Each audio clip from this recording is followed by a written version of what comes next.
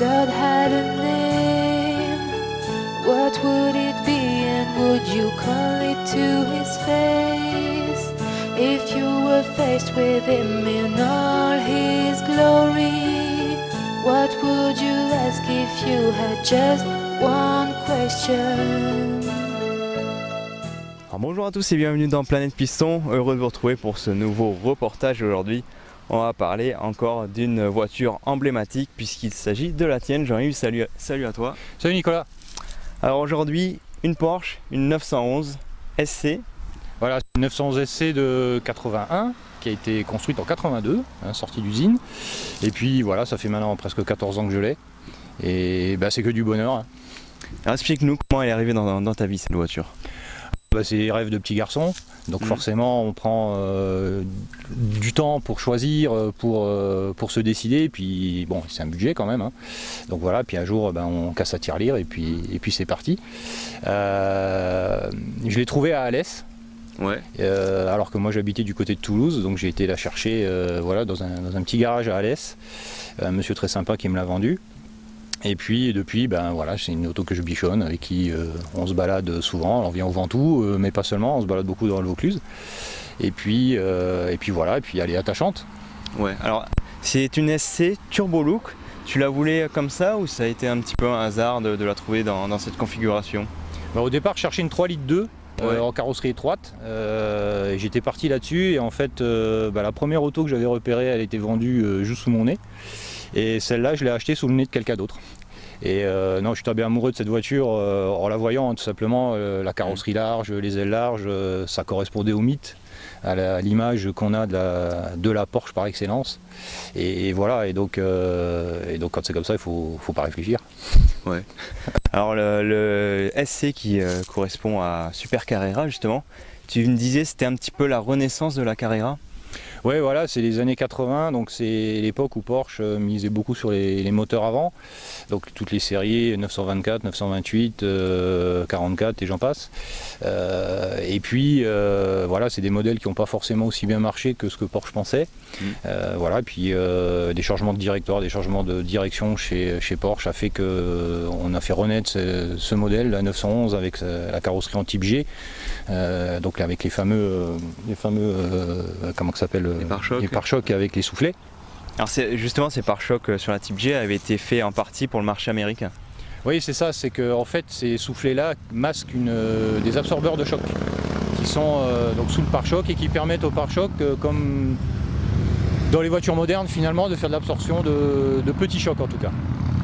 Après moteur 3 litres, il y a eu pas mal de déclinaisons au niveau puissance, ça a évolué au fur et à mesure. Oui, alors c'est la succession du 2,7 litres dont le sommet a été la 2,7 litres RS, hein, bien sûr. Et puis on a relancé le 3 litres puisque c'est des augmentations de cylindrée, on cherchait des puissances plus élevées, bien que quand la SC est sortie, elle était moins puissante que la 2,7 litres. Ah oui. Il y avait des éléments qui étaient liés aussi à les évolutions sur la norme sur les pollutions. Les États-Unis étaient extrêmement drastiques sur le sujet. D'ailleurs, une petite anecdote fait qu'elle avait une pompe à air qui injectait de l'air dans les gaz d'échappement pour diluer les échappements, enfin les gaz. Donc voilà, c'est chose que tous les Porschistes enlèvent à la fin. Ouais. Ça prend de la puissance. Ça prend de la puissance pour pas grand chose. Voilà. Et puis voilà, le moteur a évolué, les injections ont évolué. Sur ce modèle-là, fin 80, début 80, enfin entre 80 et 84, c'était 204 chevaux. En passant de 172 quasiment, 188 et puis ensuite les 204.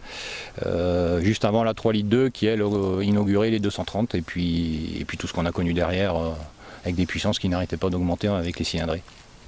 Et alors pour revenir un petit peu sur son look, ce kit turbo c'est un kit d'origine Porsche? Alors c'est un kit d'origine Porsche, celui-là il était monté par les frères Almeras, donc bien connus dans la région de Montpellier là. Puisqu'en fait sur la SC, le Turbo Look qui est une option, qui est devenue une option après pour les 3,2 litres, n'existait pas sur la SC. D'accord. Toutes les SC qu'on connaît avec ces carrosseries-là, c'est des carrosseries qui ont été modifiées hors garage. Donc on va trouver plusieurs modèles. On va trouver des modèles avec des ailes en fibre.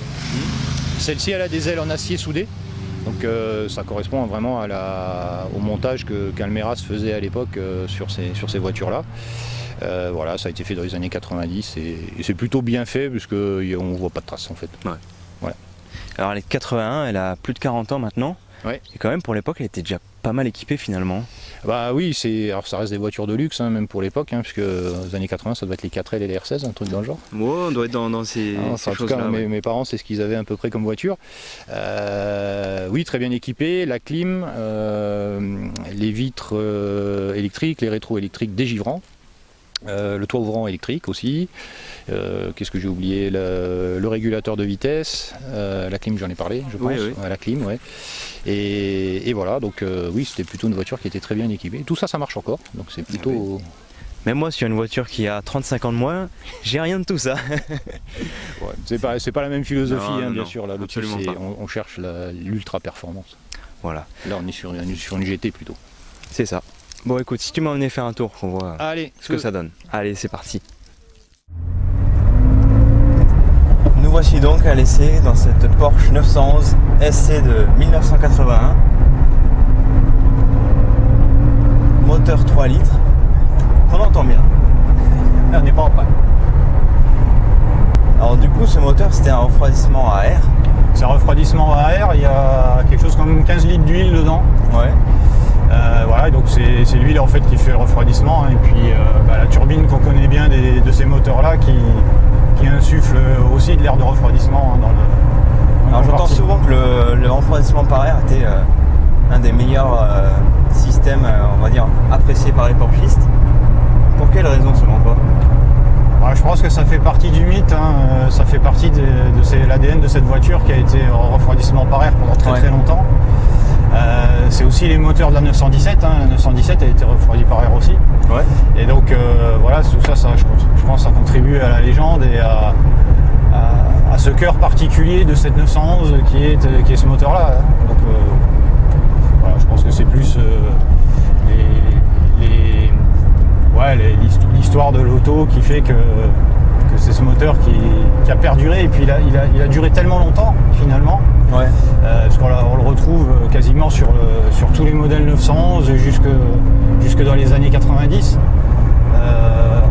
Il est passé de puissance assez petite à plus de 350 chevaux. Donc, ouais, en fait, tout au long de ces années, c'était la même base moteur qui a été mise à jour. Voilà, qui a été remaniée au fil du temps, renforcée. Et, le moteur avait été conçu comme ça d'ailleurs, il avait été conçu pour pouvoir augmenter la cylindrée d'année en année, sans avoir besoin de retoucher l'ensemble du moteur complet. Et alors ce que j'adore aussi dans les Porsche, c'est qu'on a une belle instrumentation de bord et le contour vraiment en plein milieu. Ah bah c'est encore l'histoire de la course, c'est les 24 heures, c'est la Targa Florio, c'est ce qui compte, c'est les régimes, c'est pas tellement la vitesse. Et donc voilà, ça reste aussi une des marques de fabrique de la marque, que d'avoir le compteur au centre, comme la clé à gauche d'ailleurs. D'ailleurs, cette clé à gauche, alors il y a plusieurs versions de cette explication. Alors il y en a une qui sous-entend une histoire au niveau des 24 heures du Mans pour démarrer plus rapidement et pouvoir tourner le contact tout en passant la première vitesse presque en même temps et gagner quelques millièmes. Et t'en as une autre en fait qui parlait tout simplement d'économie de câble, de longueur de câble. Exactement, et les deux histoires sont probablement vraies, ou en tout cas sont plausibles. C'est sûr qu'il y en a une qui est un peu plus romanesque que l'autre. Ouais, c'est vrai que... Donc on va rester sur le fait que c'est pour les 24 heures que la clé s'est trouvée de ce côté-là du volant. Voilà, on va dire que c'est ça pour mettre à peu près tout le monde d'accord. C'est une histoire un peu plus sympathique. Voilà, ça participe aussi à la légende, puisqu'elle a quand même construit ses heures de gloire sur cette course, aujourd'hui les Porsche quand même les détenteurs du record de victoire, donc bon voilà, sans doute bientôt rejoint par Toyota, mais qui sait. Et en termes de châssis, tu en penses quoi du coup de cette voiture? C'est un monocoque, donc c'est vraiment toute la voiture qui participe à la rigidité. Très clairement, ces modèles-là ne sont pas des modèles de course, donc en termes de rigidité, il y a quand même beaucoup de choses à faire. Quand je vois les versions SC qui ont été, et les CRS notamment, qui ont été coursifiées, elles ont eu énormément de renforts au niveau châssis, en plus de de l'arceau, hein, bien entendu. Ouais.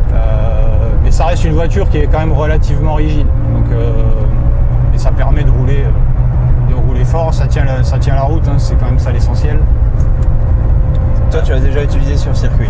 Moi, je roule sur circuit 2-3 fois dans l'année.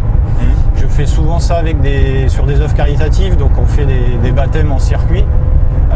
Bon, c'est une auto qui a 40 ans, elle est quand même pas, il faut la préserver, donc Forcément, ouais. elle est pas faite pour ça de base, et puis elle a son âge, donc je la préserve autant que faire se peut. Mais à côté de ça, voilà, ça fait partie du mythe, et les gens aiment bien la voir en circuit malgré tout, même si je rends 200 chevaux, 250 chevaux, n'importe quel moderne d'aujourd'hui. Mais voilà, là, il y a un côté attachement qui est important.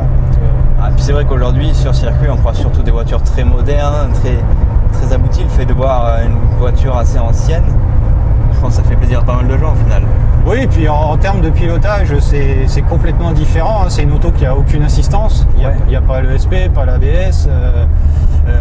Voilà, la direction elle est directe, les suspensions ne sont pas pilotées, loin de là. Voilà, ça reste une auto à conduire. Non pas que les autres ne se conduisent pas, mais du coup la performance elle s'en retrouve forcément affectée. À côté de ça, voilà, c'est une auto qui a 200 chevaux. Aujourd'hui, une 911 moderne, elle est à plus de 450. Donc, ce qui va déterminer en gros la performance, c'est ce qui se trouve entre le siège et le volant au final. C'est vraiment... Dans un circuit sinueux, oui. Ouais. Oui. C'est aussi la capacité à exploiter la machine. Hein, c'est ça. Indéniablement. Parce que là, à conduire, c'est juste toi et la voiture. Là pour le coup, il n'y a pas d'ordinateur de bord, il n'y a rien qui corrige. Si la voiture part, c'est que j'ai fait une erreur. Voilà, c'est ça. Et du coup, dans le passé, tu as déjà eu d'autres Porsche? Alors j'ai eu en même temps que celle-ci une 96 Turbo, ouais. qui avait 20 ans de moins et qui est complètement une autre philosophie de voiture. C'est beaucoup plus, là on est beaucoup plus dans la gamme de la GT, très très agréable à conduire, hein. C'est des autos qui se conduisent, je dirais comme des voitures de tous les jours. Même s'il y a 450, celle-là elle était un peu préparée, elle avait 480 chevaux, mais voilà, c'est une auto qu'on peut emmener à 230 sur l'autoroute en Allemagne, bien entendu, mais au même titre et avec la même facilité qu'à 130 ici en France. Donc voilà, c'est aussi le côté agréable de cette marque-là, c'est que n'importe qui prend ces voitures-là en main assez facilement. Ouais. Voilà, et puis la robustesse, la fiabilité des autos, elle est plus approuvée. Hein. Et tu trouves encore facilement des pièces pour les entretenir? Oui, alors l'avantage de ces modèles-là, c'est que on trouve la totalité de la voiture en pièces détachées. D'accord. Aujourd'hui, il y a des... Aussi bien d'occasion que neuve? Aussi bien d'occasion que neuve. Il y a des gens dans la région de Montélimar là, qui font de la pièce d'occasion. Donc là, il n'y a pas de souci. Et puis ensuite, en France, il y a 2 sites importants qui vendent ces pièces-là. Donc on trouve en neuf et c'est de la pièce Porsche. Hein. Donc il n'y a pas... avec les numéros de série, avec tout ce qui va bien. Donc il n'y a pas de... Je dirais pas débat. Et puis il y a un très très gros site aux États-Unis, hein, qui fournit de la pièce aussi sur tous les modèles. La proportion de Porsche qui roulent encore depuis leur construction, c'est assez énorme, hein. On parle de plus de 40% des voitures qui roulent encore depuis les toutes premières construites dans les années 50. Donc il y a un vrai marché de la pièce autour de ça, il y a un vrai marché de maintien finalement de ces autos en circulation. Et le fait que tu l'aies depuis de si nombreuses années, quand même 14 ans, c'est pas rien. Est-ce que ça signifie qu'on peut difficilement se lasser d'une Porsche, particulièrement les anciennes?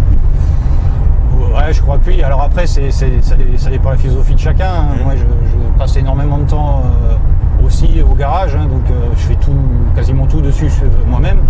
C'est aussi ça, ce plaisir, c'est de pouvoir accéder à cette mécanique-là, qui est fiable. Ça, j'y reviens pas, mais c'est aussi relativement accessible. Quand je dis accessible en termes de compétences, hein, bien sûr il faut avoir quelques notions, mais voilà, c'est des mécaniques qui sont quand même relativement simples et ça nous permet en tout cas les amateurs tels que moi, là, ça permet de refaire des voitures entièrement sans avoir besoin du garage ou du concessionnaire. Il n'y a pas d'électronique embarquée, ce qui fait qu'on n'a pas les problématiques de programmation, ce genre de choses. Voilà, c'est aussi ça le plaisir, hein. Souvent les copains que je peux avoir et qui ont les mêmes modèles que le mien, c'est moitié du temps au garage, moitié du temps sur la route. Ouais. Mais ça fait partie du plaisir. C'est aussi ça la restauration et je pense la voiture de collection. Il y a le plaisir d'en profiter et puis il y a le plaisir de s'en occuper. Et le fait justement qu'elle soit fiable, est-ce que ça pourrait, comment dire, pour un éventuel achat, faire en sorte qu'on tombe sur un modèle qui au final est pas forcément très bien entretenu, peut-être que c'est fiable donc que ça n'aurait pas besoin de gros entretiens? Ouais, ça peut arriver. C'est pour ça que quand on se rend sur un achat et que évidemment on est souvent pris par le coup de cœur, il est important d'être accompagné par quelqu'un qui n'aura pas cette influence-là et qui va pouvoir regarder des choses beaucoup plus précises sur l'état de la voiture. On trouve aussi des choses très très moches chez Porsche, et par des gens qui n'ont pas eu le soin nécessaire ou en tout cas au niveau de ce que mérite la voiture. Et du coup, quels seraient les pièges à éviter lors d'un achat? Principalement la carrosserie, même si je dirais c'est des modèles qui ont bénéficié des revêtements de tôle de carrosserie très très tôt. Ouais. Donc les tôles galvanisées, tout ça c'est apparu très tôt chez Porsche. Néanmoins, ça reste des voitures à regarder avec les planchers, les ailes, les contre-ailes et tout ça. Le moteur, bien sûr, la mécanique, ça reste à regarder en termes de consommation d'huile, en termes de compression, etc. Et je dirais l'état général ensuite, c'est quand même très parlant de comment la voiture a été entretenue. Ouais. Faut pas se fier qu'au côté cosmétique, mais voilà, il y a des signes qui ne trompent pas. Il suffit de regarder les compartiments moteurs ou les compartiments du coffre avant. Toutes les tôles sont visibles. Donc la moindre réparation, elle ne peut pas être masquée. Enfin, en tout cas, ça serait vraiment très bien fait. Non. Un œil averti. Les moquettes se lèvent, on est sur la tôle en direct. Il y a pas de, il y a peu de calfeutrage, il y a peu de ce genre de choses. Donc ça ne permet pas de masquer, de masquer les défauts, ou en tout cas des réparations qui auraient été faites, mal faites en tout cas. Et puis ensuite, il y a l'utilisation de la fibre, mais ça, je crois que toutes les voitures de ces époques-là connaissent ça. C'est encore une fois, est-ce que ça a été bien fait? Est-ce que ça a été pour masquer des bouts de tôle ou pas? C'est des voitures où il n'y a pas de composite dessus de base, donc il n'y a pas de raison d'en trouver.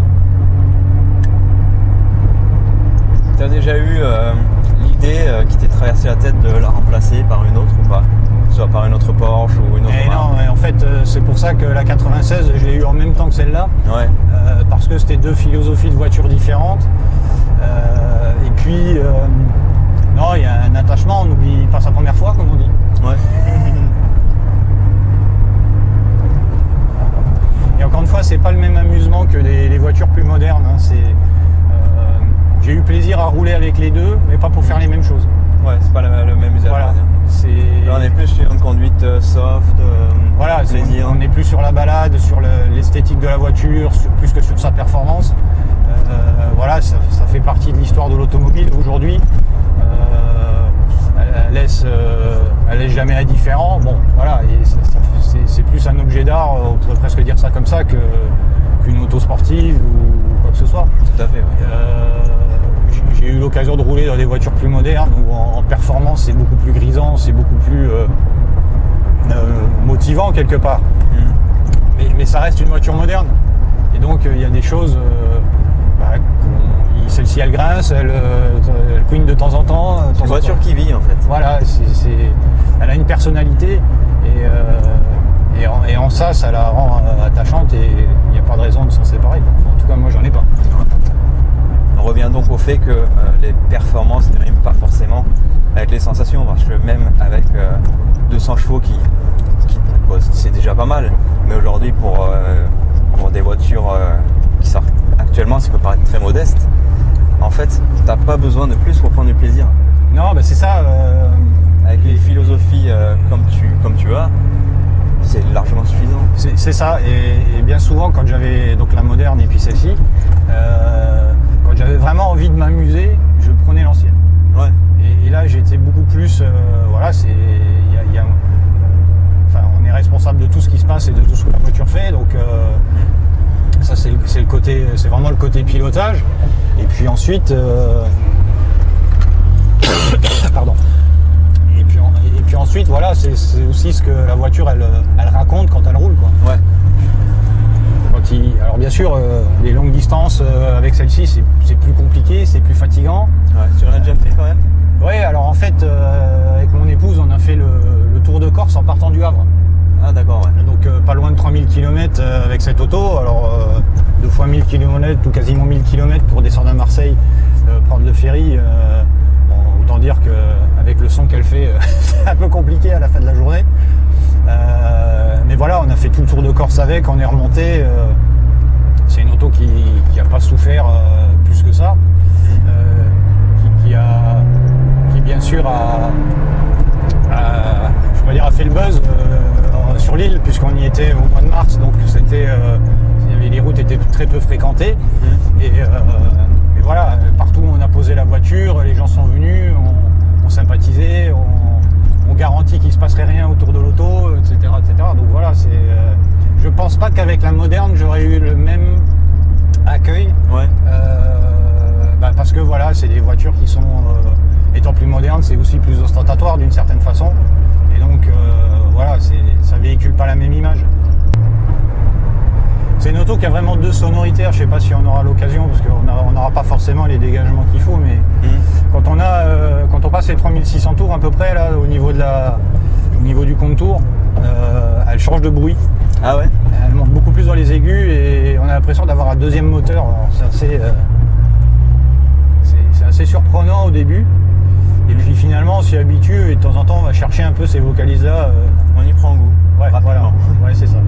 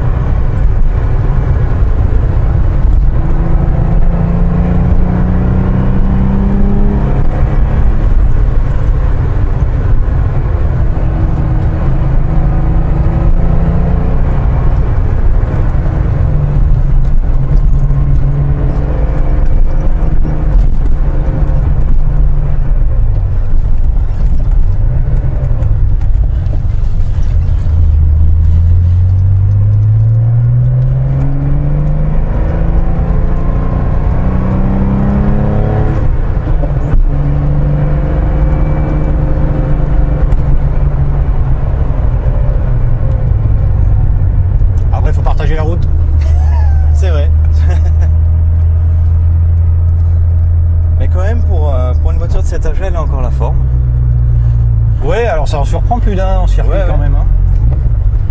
Et le fait d'avoir le moteur vraiment en porte-à-faux arrière n'a pas trop de complications à la maintenir sur route.